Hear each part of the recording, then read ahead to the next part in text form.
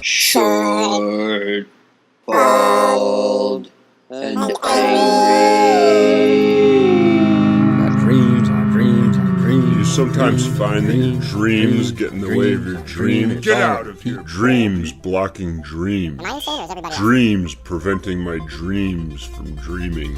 Get out of here, Baldy! He called down a curse on them in the name of the Lord. Then 2 she-bears came out of the woods and mauled 42 of the boys. I'm a shooter, goddammit. Cross me again, I'll put a bullet through your head! Not that kind of shooter. I'm a peace-loving shooter. A cameraman. I might appear to be short, bald, and angry on the outside, but I assure you I am tall, happy, and handsome on the inside. I am a walking contradiction. Let's get this thing started.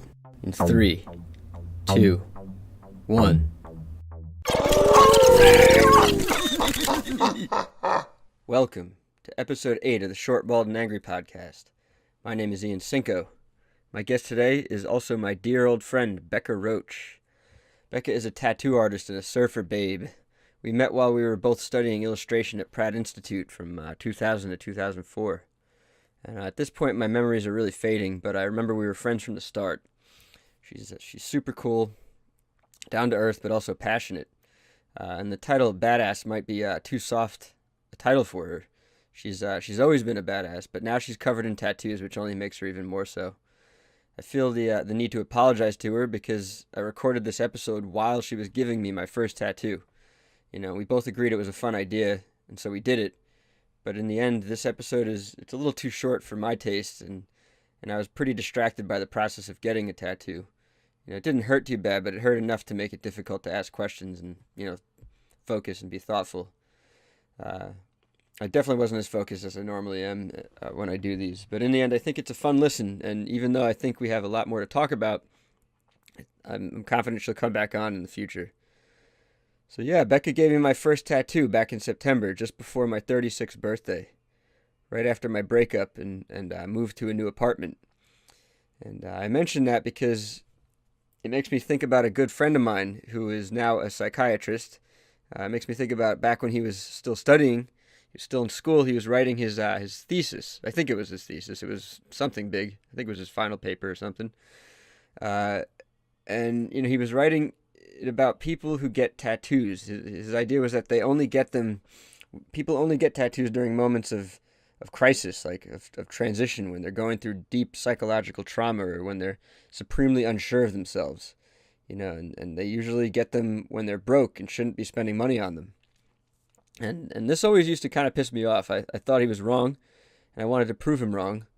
And we would look around at all the people we knew with tattoos, including some of our mutual best friends, and I couldn't prove him wrong. He was kind of always right about that, at least when we would look out at people with tattoos. I still thought he wasn't right all the time, but I myself technically proved his point right by getting my first tattoo. I got this during a time of radical transition where I was questioning literally everything. Who am I? What am I doing? Why am I not doing what I want to do? Why has my life been such a mess for such a long time? I'm smart. I work ridiculously hard. Why am I not further along? How the hell am I going to rebuild my life, which is just totally falling apart? I was definitely in a total crisis mode.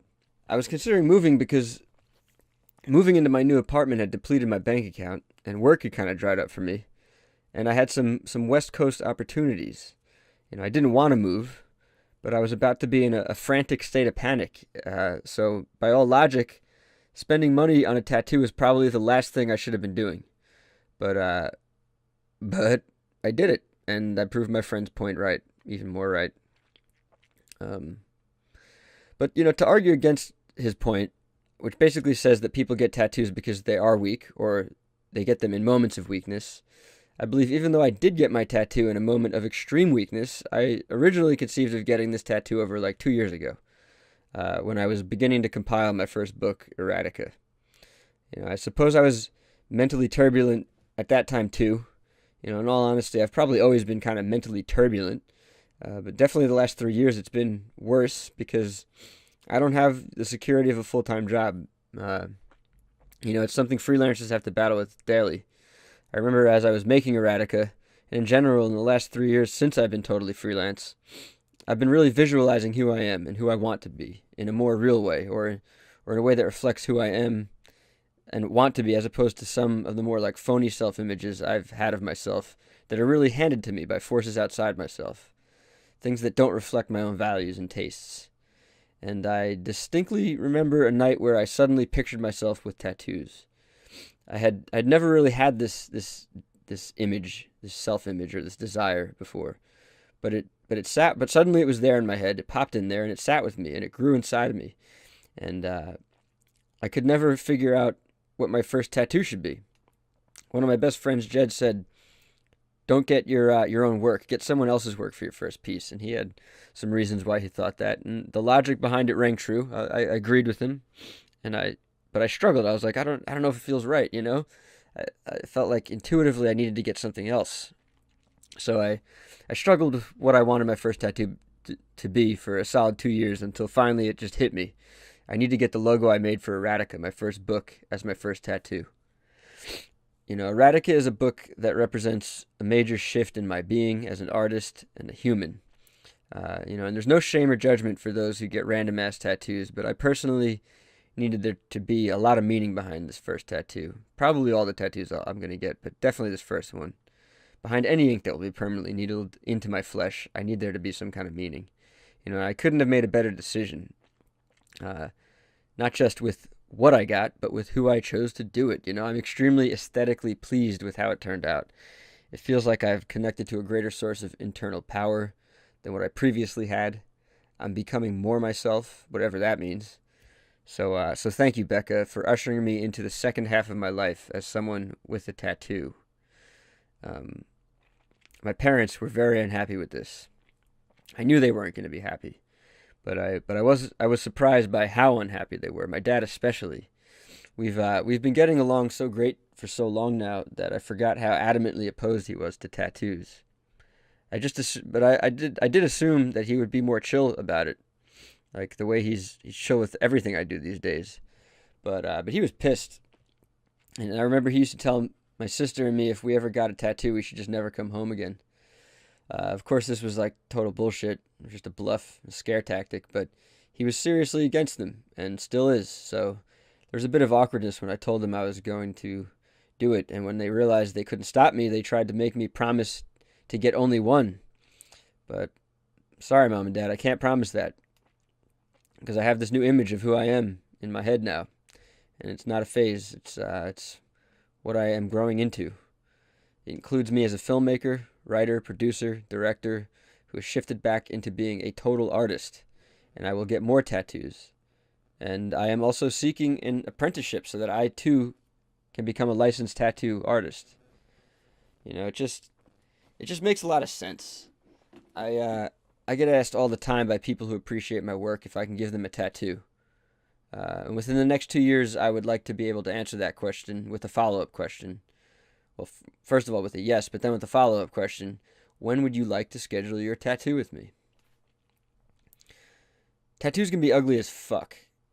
They're scary to a lot of people too. I recognize that. They're still taboo to some. But the culture has shifted majorly to the point where that view of tattoos is fading. It's no longer looked down upon in the workplace. In fact, they're loved in creative industries, which are really the only places I intend to work. Sometimes when I get as broke as I did a couple months ago, I consider going back to construction jobs. And even though I don't want to, if I did, no one there's gonna give a fuck if I have a tattoo. In fact, it's if anything, it's gonna garner me more respect. I'm not sure how much of this is a thoughtful explanation of my true stance on tattoos, or me just trying to justify it to my parents. Regardless, I think tattoos can be beautiful and badass. I've always loved painting my face, my body, other people's bodies, and I think there's definitely a connection to that and getting ink, permanent ink, on your body. So yeah, the last 3 years of my life have been really hairy and upside down. The month of September was awful, perhaps a true rock bottom moment for me in my life. And I was ready to pack it in here in New York. I was going to move out to the West Coast. My friends and family were all super excited by this. They still think that I should be out there right now. They're probably going to hear this and be like, "You're fooling yourself. Why are you still in New York?" But something felt really wrong to me about having to move out to the West Coast, especially right now. And thankfully, my luck, if such a thing exists, changed. I got invited into a group show at Bushwick Open Studios. I sold enough art to pay a few months of rent. I got a mural out of that same group show. You can see my first solo street mural at 49 Wyckoff Avenue in Bushwick. Drop by, take pictures in front of it, tag me. I also had some freelance work come in, so that calmed me down big time. And perhaps the coolest and funniest thing of all, a guy I met at figure drawing by the name of Mark Evan invited me to join his partner in crime, Chris Soria, and their team of artists at Maniac Pumpkin Carvers. So for a little over a week of work, I got paid to be a professional pumpkin carver.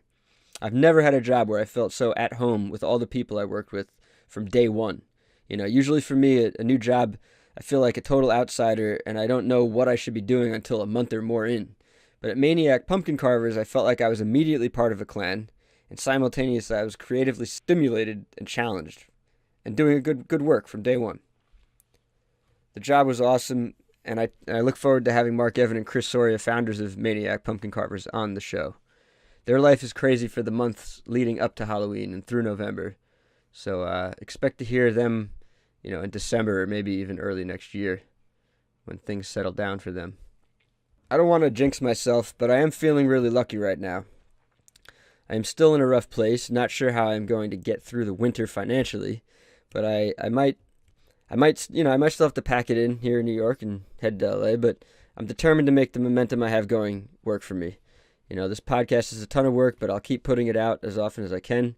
I need to rebuild a studio setup of some kind. I need to make a short film and then a feature. I'll be making comics as well. I'm also feeling a new source of energy to make music videos, and I've begun shooting Eugenio Cornelius a music video for Lifeline, my favorite song he's ever made. We're going to make you cry with this music video, and I have several other music videos lined up as well. These dreams of mine are impossible without your support, so consider donating to my Patreon, show me to your friends, buy my book. Anything to help me grow will be greatly appreciated. All right, this has been a pretty long intro, and I think that's enough about me or out of me for 1 week. It's time to hear from the awesome and amazing Becca Roach.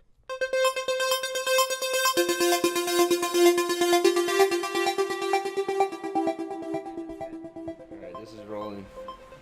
So what, like adrenaline kicks in and people start sweating and it hurts? Also, it's just, I don't know, it's hot down here. I don't have good airflow down here. The AC's up top. And it's muggy as fuck today, so. All right. Roll this in.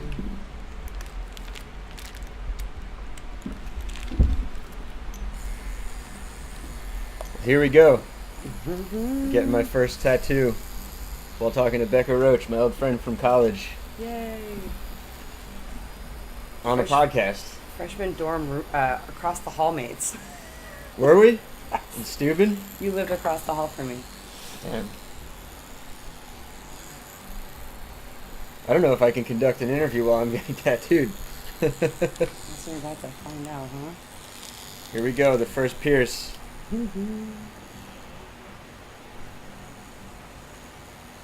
Alright. How's that? Just gonna ignore it Perfect. and try to talk. So how long you been tattooing for now? 13 years. Woo! I started a year after college. I took a year off from art entirely. I just wanted to bartend and party and draw on the train. That's all I did. When you were still here? Mm-hmm.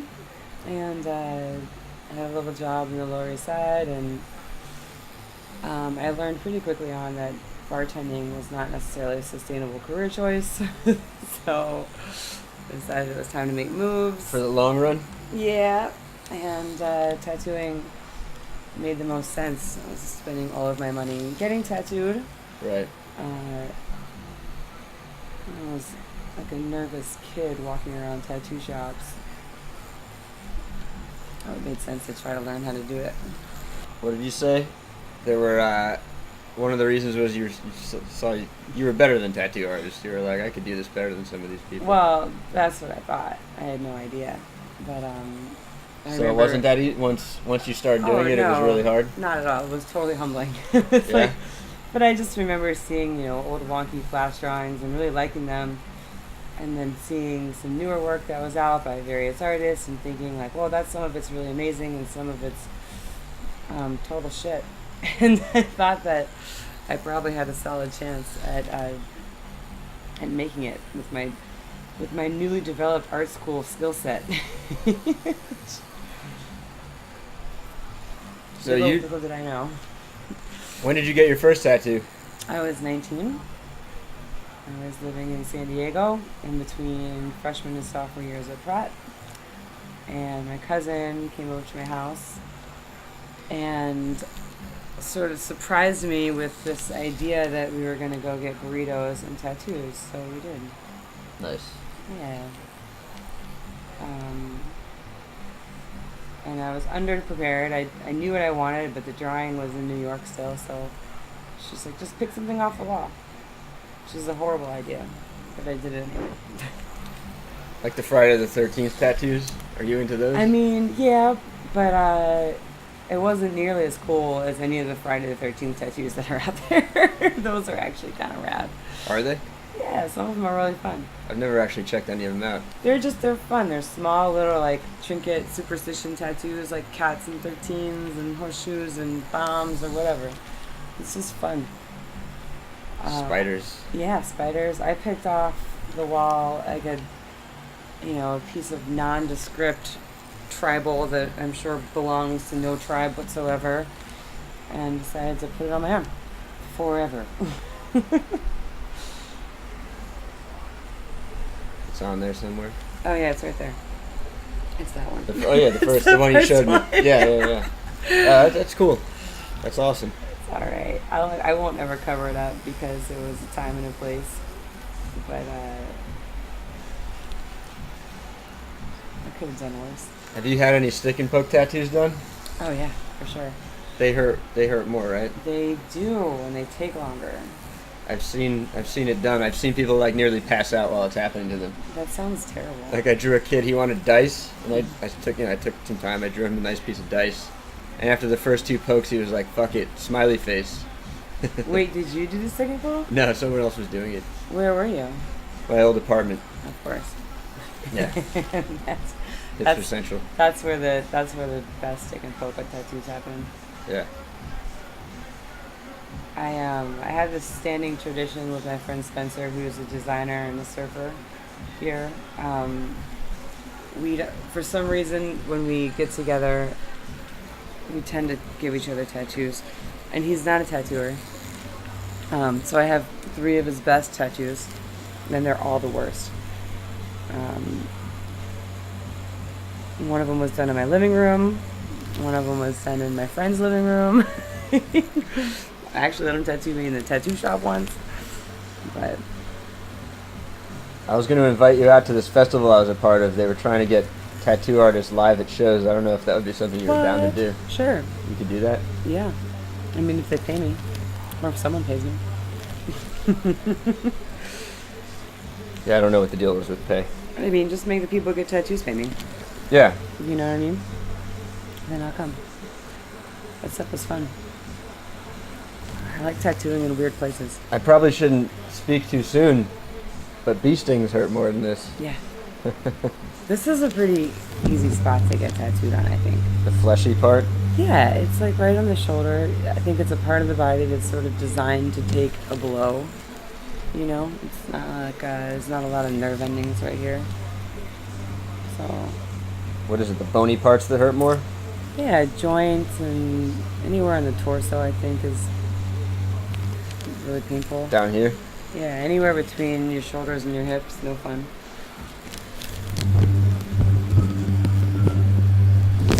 What is this thing you're looking at right here? I'm looking at the design that you made. Oh no, I mean this digital display thing right here. Oh, that's a little timer, and but its main function is supplying my machine with power. Okay. And you can sort of change the voltage and the like pressing up or down buttons, sort of depending. Each machine has its own little sweet spot that it runs at to where it's happy, where it makes nice tattoos. and so you can adjust it depending from the machine. Yeah. So, what did you major in at Pratt? Illustration. We were both illustration. That's right. ComD. That's right. 2000. Or 2004, class of 2004. 2004. Yeah. But we got there in 2000. We did. Was that when you first moved to Brooklyn, too? It is. I had never been there before. Distant memories now. Mm-hmm. Who were some of your teachers? Chang Park was a favorite of mine. He was a hard ass, but very thorough, I suppose, is a good way to put it. I really especially like the way he would kind of use acrylic as an underpainting for his oil paintings. Rudy Gutierrez was one of my teachers. Yeah, he's a great guy. He was awesome, incredible illustrator. Jordan Issip, who I think is still teaching at Pratt. Nice. I had him twice, so he was my senior project teacher and also my first illustration course teacher. Ooh. Just ignore it. Just ignore it. Just ignore it. Just breathe. Just breathe. I mean, that was so long ago. I realized that was 18 years ago we moved here. 18 years ago. Yeah, it's 18. Which makes us old.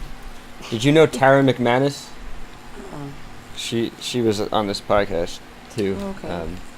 She was our year as well, fashion major. Oh, awesome. She was the first one who reminded me it's been 18 years. It's been 18 fucking years, yeah.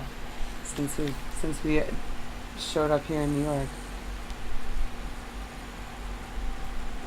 Wow. This is exciting for me. Yeah, the first one's always super exciting and a little nervous because, but then after a while it's just kind of like a mole. I don't feel so nervous right now. I'm surprised. That's good. I don't know what that says about me. I've just been thinking about it for so long, maybe. Yeah, I mean, that's part of it for sure. You wanted it, so. I mean, I think tattoos are way less taboo now than they ever were anyway, so. Yeah. It's like, you're not going to lose your job or not get a job or something like that. You know? My parents are honestly pretty upset, but they'll be all right. Yeah, they'll get over it. I hate to say that. Sorry, Mom. Sorry, moms everywhere. Yeah, it's not Same. taboo anymore. It's okay. I live in a very different world than you did growing up. Yeah. We can, eventually my mom came to accept it as well. She wasn't into it at first either? No, not at all. Not even a little bit. And now she has a tattoo. You hear that, Mom? Yeah. And she shows it off. But before that happened, my grandmother, next month will turn 86. Wow. Happy birthday. Yeah, Gram. She's rad. She came and got tattooed by me at 83. That's awesome. Yeah. And a couple months later, she got a second tattoo from me. How many grandmas have you tattooed? Not that many, but my grandma's definitely the oldest. She definitely takes the cake for the oldest client I have had. That's beautiful. Yeah, she's cool. She's my biggest fan. It would be beautiful if, is it your mom's mom? Mm-hmm. If y'all got tattoos at the same time? Yeah, we'll try to figure that out. I did tattoo my grandmother in my mom's house. So that was kind of special because I tattooed my brother that day too. And I was sort of thinking about it. I'm like, things I would have gotten in trouble for doing in high school. Yeah. Now are suddenly okay. That's totally what's going on in my family right now. Yeah? My parents are doing all kinds of things that we never thought they would do. Nice. Like what? Drinking.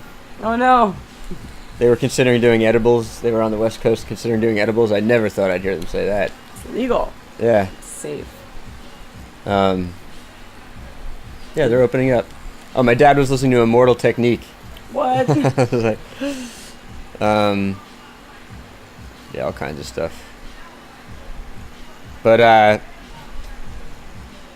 so, how does one go about becoming a tattoo artist? What's that process like? You pick a a person to apprentice under, or is it like It's more like you beg everyone that you've ever met that's ever associated with the industry whatsoever to teach you, and they all say no. And then you go back and you make a lot more drawings and you keep showing the people, and eventually someone maybe will like let you mop the floors or pick up the phone or just hang around. And then if you're really lucky, someone will yell at you or throw a chair at you or something and let you tattoo eventually. So it's not just the apprenticeship, it's finding a shop to hang out in. Well, it's finding a shop that'll let you even watch, Right. So it's, tattooers are pretty guarded. They don't really want to, every apprentice is essentially their competition, right. So why would you want to create more competition for yourself? And it's just getting more popular. But it's getting more popular, so hopefully it's just more people are coming at it, and it's not like you're competing with each other, That's certainly right? a much more positive way to look at it. You think that's true? I do. I mean, it's tattoo television shows started happening the year I started tattooing, and that changed a lot for our industry. It's people. There's two sides of the coin. People complain about it a lot. Because it's becoming so popular? There's too many shops, there's too many tattoo artists, blah, blah, blah, nothing special anymore. But at the same time, there seems to be enough business for everyone. It's ever growing. Yeah, and this industry is pretty, self-regulating. If you suck, you'll get weeded out pretty quickly. It's the old Sailor Jerry saying, my work speaks for itself is true for every tattooer, If you don't do good work, you're not going to have business. So, yeah. But yeah, to continue to answer your question, if you want a tattoo, I would say the first thing to do is to get a lot of tattoos. Just go and get tattoos. And meet before I start doing them? Mm-hmm. Just hang out with a bunch of different tattoo artists? Get tattoos. Show dedication to getting tattoos. And ask a lot of questions. Generally be a pleasant person to be around. Yeah. and if find yourself in a situation where, I don't know, it depends if Ian is trying to become a tattooer, or if it's like some random kid off the street, I am asking for myself.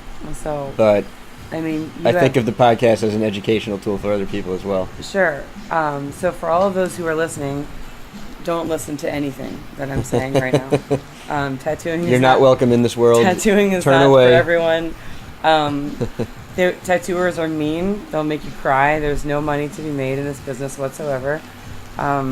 You'll get chairs thrown at you. It's a relatively abusive sort of situation, especially if you're a lady. Yeah. Forget about it. Do you not make your living from tattooing? Oh no, I've got a million sugar daddies. They all pay my bills. Yeah? That's what I told the government too. So, but if it's Ian asking how to be a tattooer, here's someone who actually can draw and has hand skills, and that means a lot. That's huge for tattooing. So, the girl that I'm tattooing a little later today, who I told you, which also went to Pratt our same year, Demara, she had a really successful career in illustration, and started talking to me about becoming a tattooer, and I didn't teach her, but she's been tattooing the last several years and is doing great at it. Nice. Yeah, and also from our school, from our year, remember Sarah Martin? Yeah. She's tattooing as well. I remember when she was apprenticing. We made a music video together. It was my first official music video while she was doing that. Yes. Yeah. Both Sarah and Demara are people that, most anyone, if they ask me about tattooing, I'm going to tell them not to do it. Sarah and Demara, I told them that if anyone should, it should be them. So. Yeah. I've never had an apprentice, and I don't think I ever will. But, Woo. But that doesn't mean, It's not possible. It's possible. Anything's possible, right? It's... But you're in Hawaii most of the year. I'm in Hawaii often, yeah. My cats live there, so therefore that's where I live now, too. My cats decided they wanted to go live in a tropical paradise, and I was forced to follow. So, Taking cat? Did you take him on a plane? I did. Cats hate traveling, right? Yeah, the old man escaped. He What, on the plane? Yeah, he chewed a hole in his carrier while I was sleeping. And 15 minutes before we landed, the flight attendant was yelling at me. It's like, do you have cats? Do you have cats? I'm like, what the fuck kind of question is that? Cats Obviously on I a have plane. Cats. Like, I have 2 carriers on my lap. Like, what the hell is your problem, lady, you know? And I was about to just scout off into that. And I looked behind her, and the passenger sitting down across the aisle sort of Simba'd up my cat behind her. Nice. And is it an orange cat too? no, he's Siamese. He's like Snowshoe, I guess. He's cute. He's smart. He's an asshole. Yeah, apparently he ran straight to first class. I think that's because he assumed that's where the door was. He was like, I'm out of here. Fuck this shit. He's happy now. Can I sit up a little bit more? Yeah. Okay. Yeah. I got a new cat roommate named Ziggy. Oh, yeah? Little kitten. Is he orange? No, What does he look like? gray. It's a gray cat. He's a cutie. Gray cats are good cats. What is that? Okay. Maybe the next tattoo I'm going to get is my puppy's name, Luna. That's a good dog name. And maybe my family name, Cinco. Yeah. And then Mom. See? You're already planning out. You already know you're going to get a lot of tattoos. Yeah, the first one's just like getting over the hump. First one's like the hardest one. After that, it's easy. So I have to ask, you tattooed Lady Gaga. I did twice. Is that here? No, I tattooed her at the old shop I worked in called North Star. North Star. And that was on 7th between 1st and 2nd. And what was that like? She's a blast. She's really funny and sweet. The first time I tattooed her, she brought a bunch of her friends and her sister. And a bunch of her friends were also my friends, so it was cool. That's how I ended up doing that. So we know some of the Friend same referrals? people. Yeah. And she hadn't yet released Born This Way, so she was all excited about it, and that's the tattoo I was doing. What, it says Born This Way? Mm-hmm. Nice.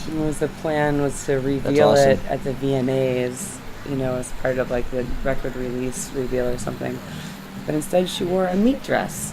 So That was the meat dress? that was the meat dress year. What's this dog's name? That's Hunter. Hunter. He's a sweetheart. He likes to hug people. I know. He's so cute. Hey, buddy. Hey, cutie. Hey, honey. So cute. Just hangs out. He belongs to Henry, who works upstairs. Kind of sorts all of us out. Yeah, Lady Gaga's funny. She was playing her record while I was tattooing her, and she was playing it so fucking loud the neighbors called and asked us to turn it down. Which is pretty fucking funny too. So I think if they had any idea that it was Lady Gaga like playing her new record, they probably would have come outside and tried to record it. She was playing the new record. In the shop, yeah. Private listening party. It was so funny. She was cool. I think the first couple of times I ever saw her, she wasn't. It was like her fashion, like in her life, she's a sort of insane in the fashion world, and she's always got these ridiculous costumes to wear. Right. So I think on her days off, she just doesn't wear pants. So she would wear like a bra and a leather jacket and pantyhose, and that was her outfit. Keep it light. Yeah, I was like, you're a fucking rock star. Like, this is great. Everybody should take a cue from Lady Gaga. Pants are overrated. Yeah, I'm wearing pantyhose now, too. You just forget it from now on. Just That's it. fishnets. On my head, on my legs, everywhere. Done. Yeah. Done. So 2 tattoos, huh? Yeah. 2 separate occasions? Yeah. I read an article. What was it? She had to pull an Irish exit because you were hanging out at a bar after? And We all went to Arlene's grocery afterwards to like, and she's like, I guess she just left. yeah. But it was kind of funny showing up there with her. And I was like, I never thought I'd show up anywhere on the Lower East Side, like in like a, what do they call it when there's like a string of cars driving together? entourage? Yeah, Or a, kind of like that. like when the president drives by? What do they call that? I can't Yeah, think what's of the what it's word? called. You know what I'm talking about. I'm blanking. There's many cars. Something with a P. So they're not really sure, like, which car the president's in. That's what hanging out with Lady Gaga's like. Yeah. Does she have bodyguards? Yeah, she's got like a pack of people that walk around with her at all times. And they're the nicest guys. And they're funny. Of course. Yeah. Yeah, security people are like teddy bears. Yeah, At least the they ones are. I've met. Yeah. Yeah, I met The Rock at the Van Gogh Museum in Amsterdam. What? And he was bigger than all his bodyguards. I'm not surprised.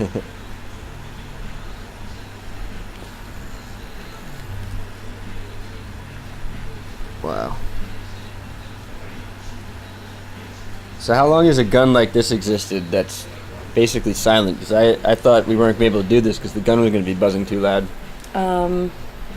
Don't quote me on this because I'm not exactly sure the 100% the history, but these rotary machines have gotten real popular in the last like couple of years, but they've been around for a lot longer than that. Splash Drive is making rotary machines forever. There's more coming. Bishop makes them, but I believe there's like the rotary machine has been around for probably like 100 years. The what machine? This kind of machine has been around for probably 100 years. Okay. I want to say like it was. I can't hear what'd you call it? It's a rotary as opposed rotary, to the okay, ones that okay, make the noise gotcha. are coil machines. They have a little spring, Gotcha. and you hear a spring hitting a pin. That's what makes Right. the noise. And this is a little motor that spins around. Yeah. That's it. This is the guy that might know the answer to that question, actually. Do you mind if I hit know, maybe record so. on this thing again? Oh, God. How's it going, man?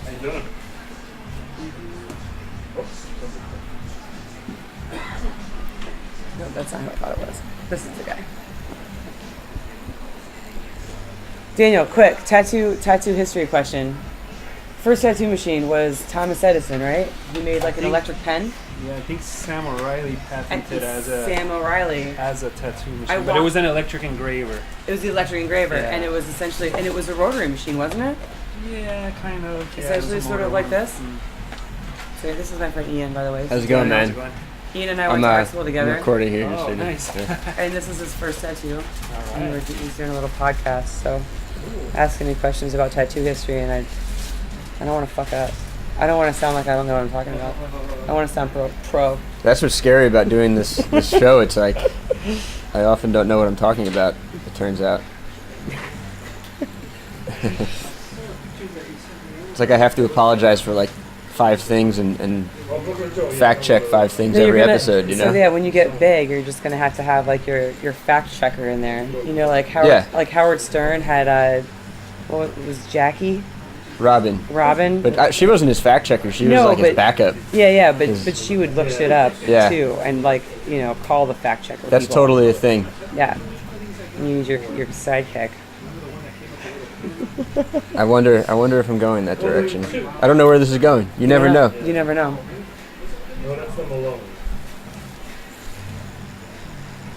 So what I'm doing right now is I'm kind of just freehanding those little eyeball Yeah, highlights, yeah. so you can get the idea. It's not obviously it's not exactly your drawing, but No, it's the same sort of plan. It's cool. I think it already looks better. It'll just last a little bit longer. Eventually they'll fill in too.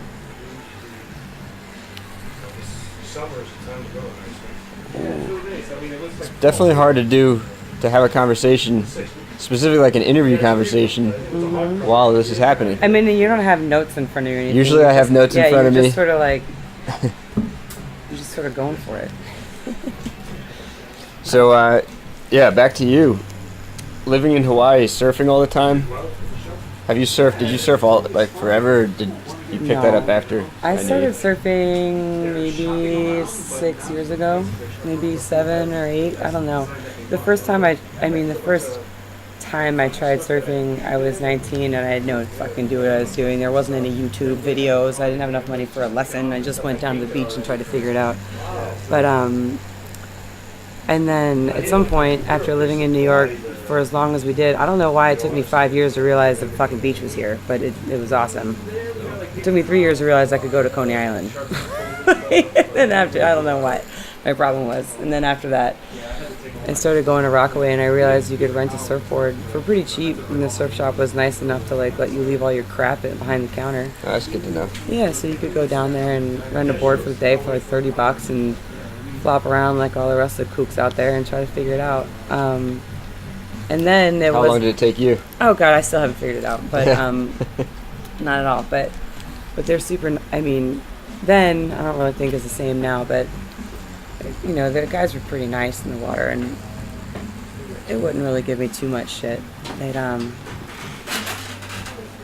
help me or whatever, and they definitely weren't saving me if I drowned, but you know, I was mostly just trying to stay out of the way.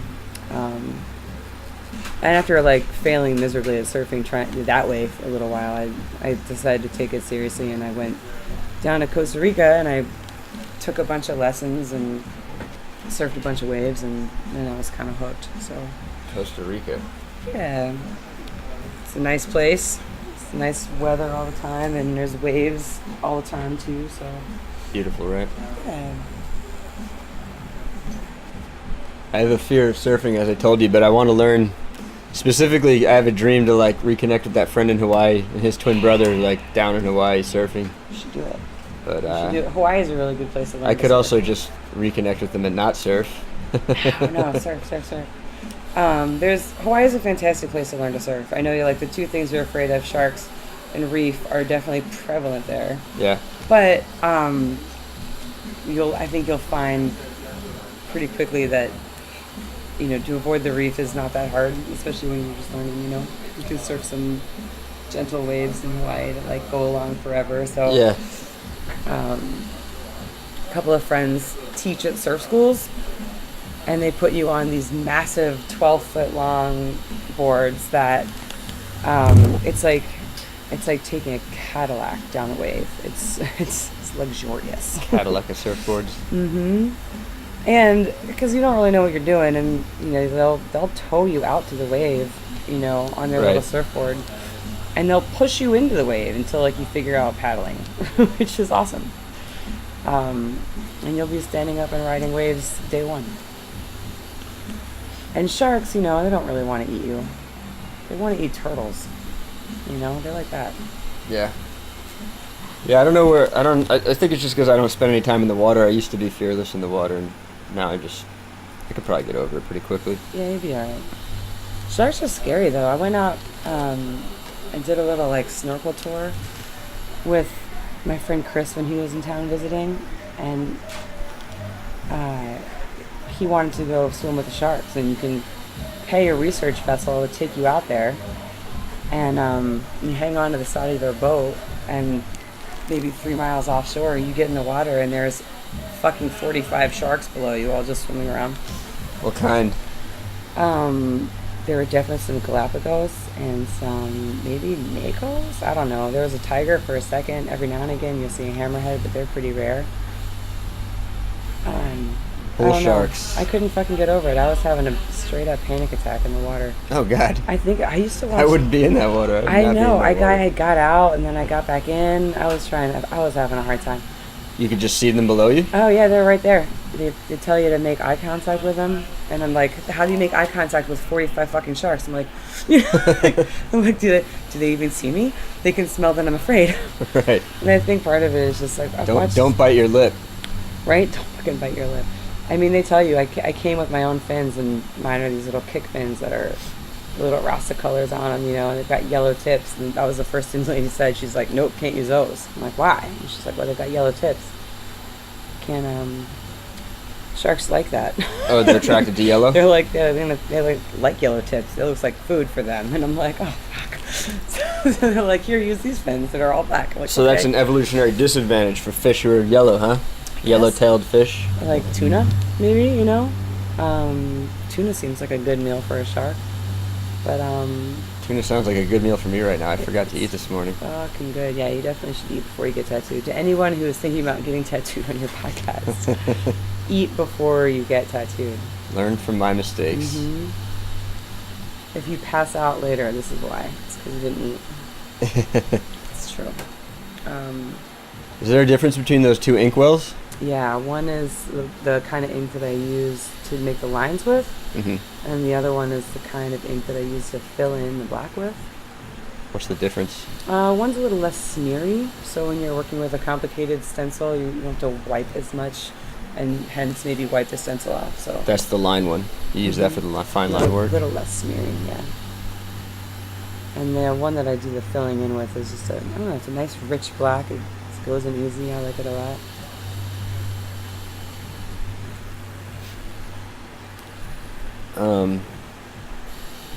I saw you were sailing recently too. Yeah, right? Yes. Some friends of mine have a sailboat, and they decided that instead of using it as an Airbnb, they would turn it into a non-profit sailing cargo ship. And we sailed that thing 1,200 miles south of Hawaii to a chain of islands called Kiribati.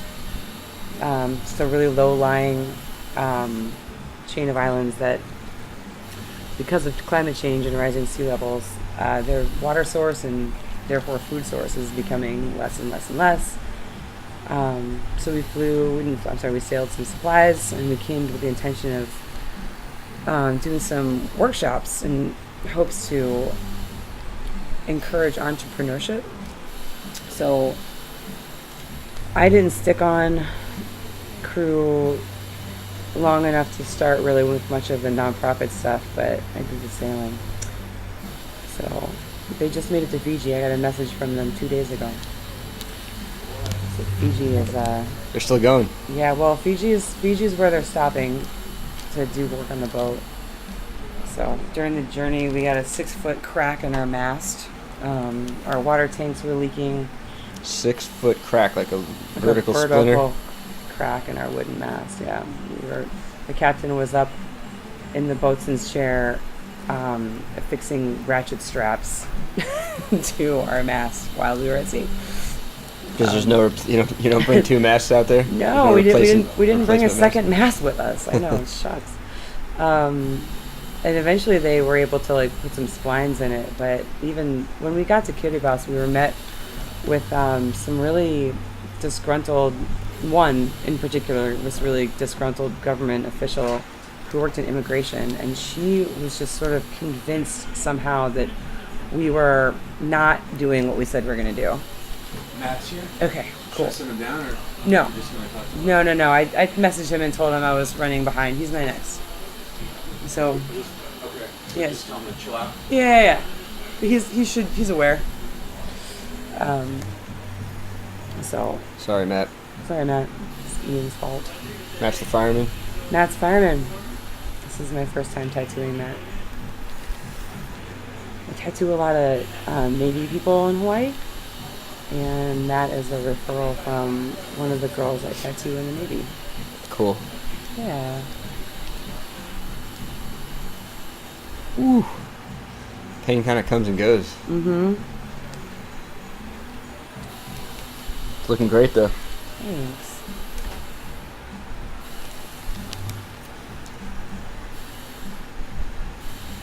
I'm guessing you didn't meet any crazy storms while you were on that trip. We didn't meet super crazy storms, no, but we did meet some weather, which is how we got the crack in the mast. But there were some other issues with our water tanks. They weren't holding water, so I don't exactly know if they got that fixed or not. But there were some leaks in between, like in the valve system in between the tanks or something, so we couldn't hold fresh water in any of our water tanks. We eventually rigged up.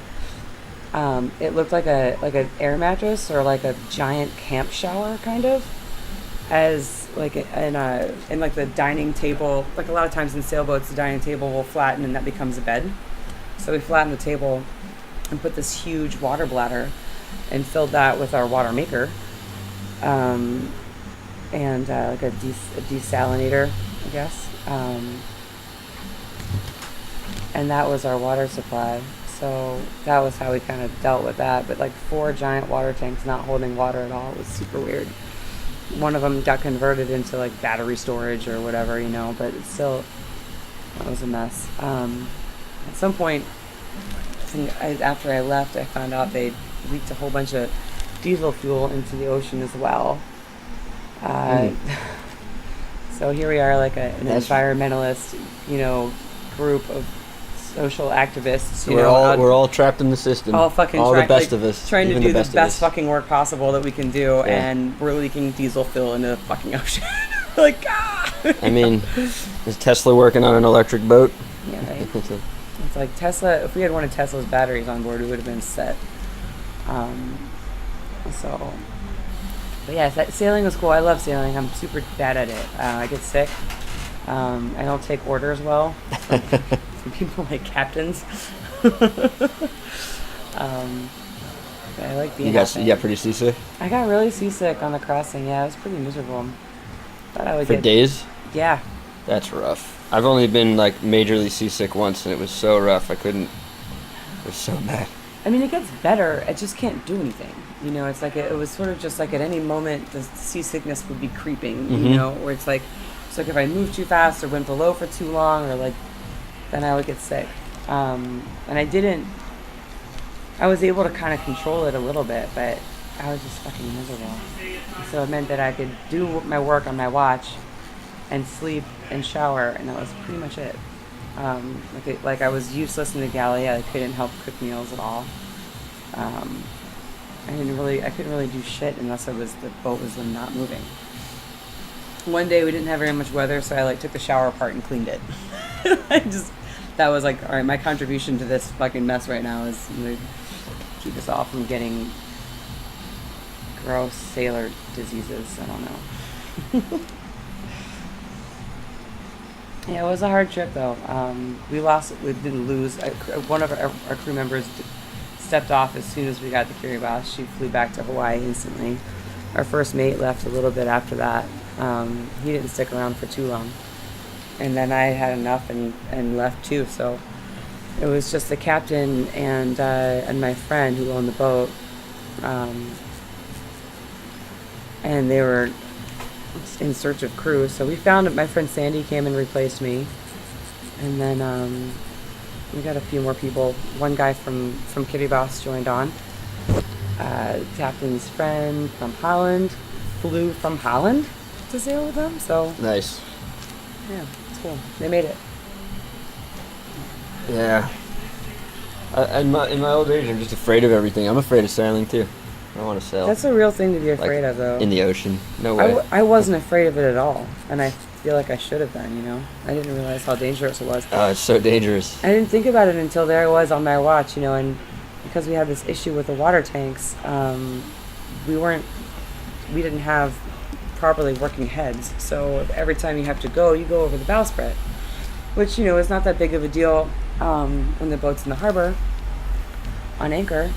The boat's not moving, or even in like coastal waters. But at sea, the bow is moving up and down quite a bit, and forget about it if there's weather or rain or whatever. It's a mess. And then if you have to go, I guess my biggest fear was falling overboard. Because the likelihood of being found after you go overboard Oh yeah. is pretty slim. And maybe it's not, but I felt like it was. I was like, they're not going to find Were you me. all not wearing life vests the whole time? We had them, we didn't use them. We could have used them. We knew where they were. There was one in each of our bunks or whatever. Mm-hmm. We had all the safety gear on board. Oh, but we didn't have harness. There were harnesses, I think, too. But I don't know. We never set them up. We never used them. I'm like, maybe I should have tethered myself to something. So instead, I just didn't drink enough water, and I got dehydrated. And That's like me right now. you need a little more water. I fucked this up today. We're almost done. My life is totally upside down. Just running around every day. I From know. Place to place. I think that's part of living in New York, though, right? It's like all of us. It's not just you. It's not just me. It's like every single one of us has 10,000 things to do in a day. Yeah, it's always like that. It's just worse. It's just worse now because of this move. Mhm. I don't know where anything is in my apartment right now. Yeah, right. So it's harder to figure things out to get out the door. Yeah. Woo. How are we looking over here? Almost done. Amazing. Mhm. You're fast.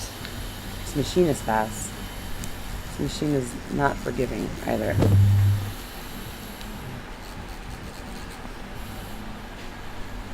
So you feel pretty confident doing these now? Yeah. I mean, there's definitely, not that I'm not challenged, there's plenty of challenging tattoos out there to do. I have a couple back pieces that I'm starting in Hawaii, and one of them is a subject matter that I've definitely never encountered before, so it's about... Subject matter? What is it? It's a samurai. Nice. Yeah, which is cool. And there's a lot of armor, and it's a specific one, and so I don't have a ton of reference on it. And A lot of line work. it's hard to find good reference because I don't speak or read Japanese, so that's kind of hard. But I have a friend in Japan. I've got a couple of friends in Japan, and every now I can message her on Instagram and be like, "Can you tell me a little bit about this guy?" And she'll be like, "Oh, yeah," you know. The art's not made? No, I mean it's an old Kuniyoshi print that he sent me, which is pretty cool. Okay. So Kuniyoshi. Kuniyoshi, Itowaga Kuniyoshi, famous woodblock artist, like Hokusai. So yeah, but I think I gotta go to the Met and look at the armor.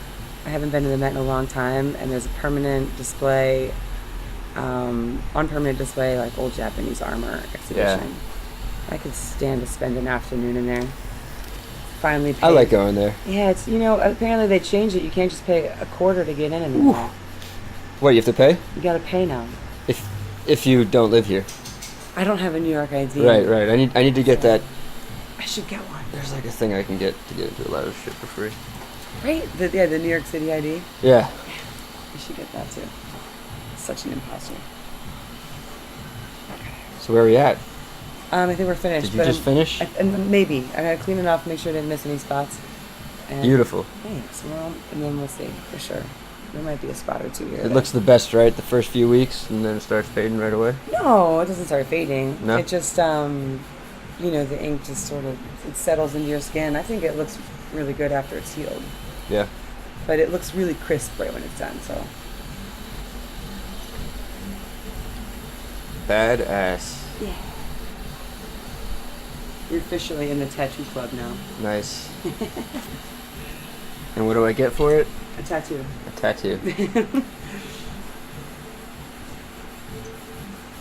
You don't like bring me down to some like cellar and bring me into some secret society or anything You're like that? already Nothing in the dramatic secret like that? society cellar. This is the basement. This is it? This is it. You're in it. Nice. Have you tattooed any of our other friends? Demara, Sarah, I've tattooed Button. That's what I'm thinking is about it from Pratt. I mean, that I've tattooed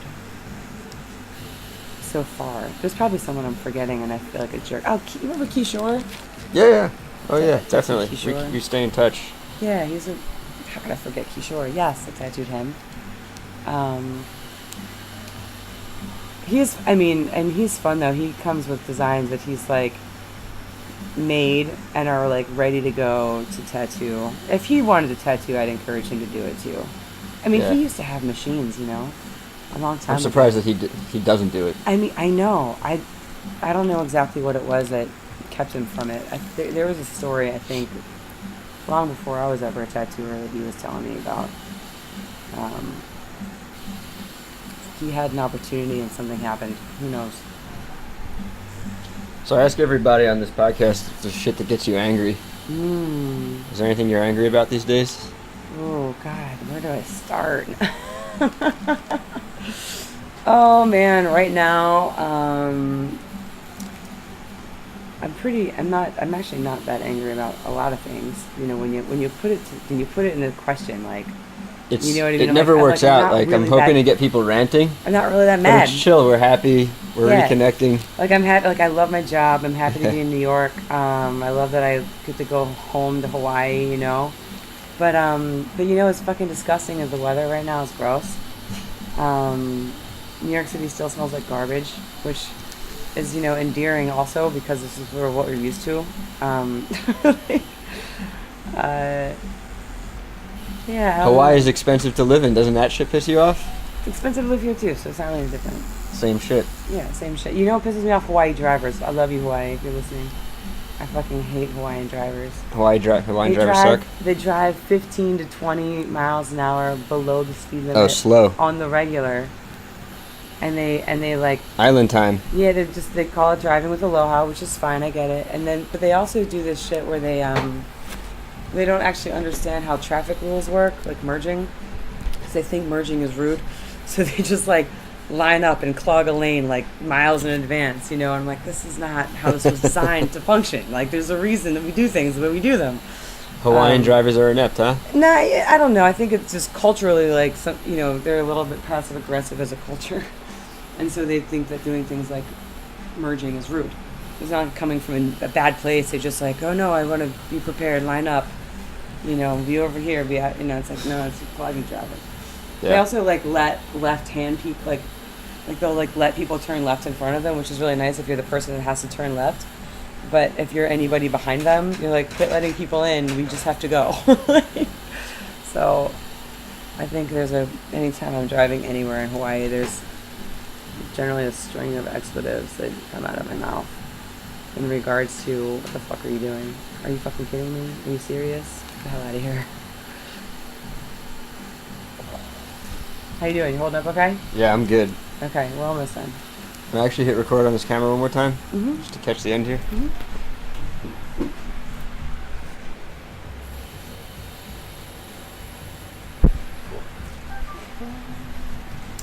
Thank you for your patience. Thanks for letting me do all this here. Oh, no worries. This is fun. I'm not sure how good I've been as a host today because it's kind of distracting to be going through this. You're fine. You're always welcome to come back on if you hear it and you're like, I got more shit to say. Oh, I'm sure I do. Hit me up. I'm sure I do. I think we could probably do this again, like over a beer, and it would probably be a lot more entertaining Oh, hell yeah. for your listeners. You know. Definitely. I'm game. Good. So what brought you here this time? This is my favorite time of year to visit New York. The weather is usually not brutally gross. There's always waves because it's hurricane season. So on my days off, I usually get lucky with surf. And September is a good time. Like, people are coming back from wherever their vacations are. You know, it's like it's a good time to catch your clients. You know, they're not super busy. So I'll be back again in December to just after Thanksgiving, before I go into full hibernation in Hawaii. Seems like you're doing well for yourself. You get to avoid the cold when you want. That's what I'm trying to do. It's okay. I mean, it's good. It's being a tattooer, it's like having been doing this for as long as I have. I'm fortunate that people like tattoos everywhere. So that's cool. You can do it everywhere. Mm-hmm. But also Hawaii is. Last year I opened my own studio, so I just kind of work by appointment in Hawaii, which means I can travel whenever I want, as long as like I can afford it. AKA I've got clients. So congrats on that. What's your studio called? it doesn't have a name. It's just a little private art space. It's just me. Nice. The space is called Lana Lane Studios, and I rent an area there. So you'll be doing more than just tattooing?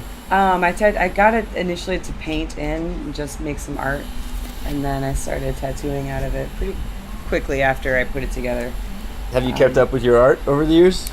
Not really, to be honest. I mean, I just dropped a painting off at a gallery this morning that I was finishing last night at 2 a.m. So Nice. You know, but tattooing kind of took over. I mean, and I'm not complaining because it's like, It's awesome. I love being busy. So, but I miss it a little bit. You know, I don't really participate in shows too much. I haven't painted a whole lot, but Yeah.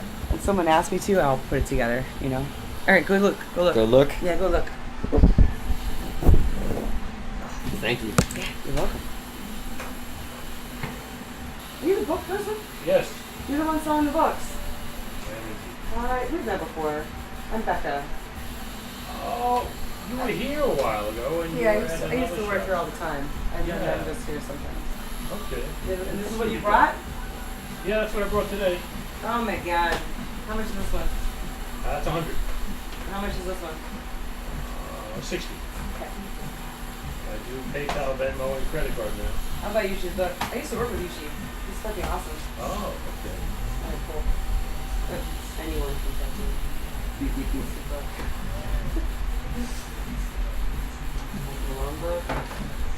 Shouldn't be buying books on vacation, you know? Like, that's things on vacation. Well, get something you can carry on the plane, something small. I mean, it's. Are you sure you want to carry on a book? I'm gonna take it over. It's okay. I'm taking all the books. That's what I do. I mean, I also carried. I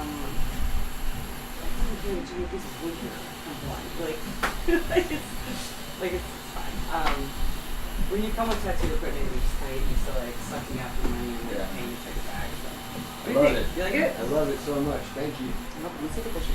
I'm just gonna do a cell phone photo because it's fine. It's easy. That's all a long time ago. Let me also grab my sleeve.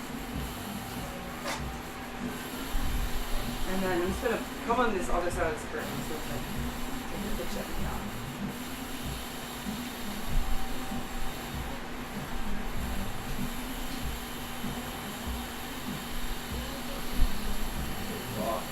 No, I'm just gonna go.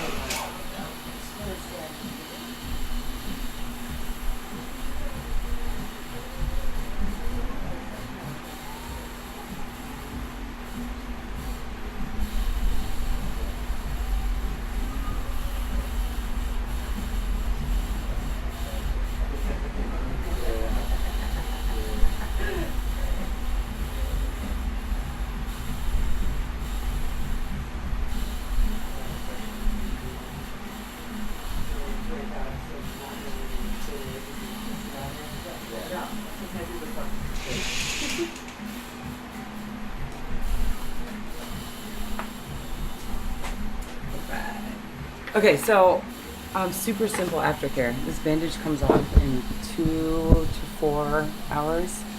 It can be longer. It says 2 to 24. And this is whatever. Hop in the shower or the sink and get it as clean as you can. I love Dr. Bronner's soap for cleaning tattoos. That's what I got. It's awesome. Use that. Get it super duper clean like it was for the photo. And then apply the tiniest bit of ointment. Not that much. That's just for damage.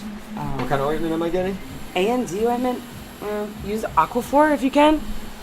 You know Aquaphor? No. I'll give it to you on a sheet too. I'll send it to you in an email. Okay. So So I don't need to type shit down. Yeah, you have to type it in. And then just use the Aquaphor after you wash it maybe 2 times a day for maybe tops 2 days. So today, tomorrow, and then Is it too late before I tape this to take a quick selfie with it? yeah, go ahead. Even Vaseline? Yeah, go ahead. You in there too?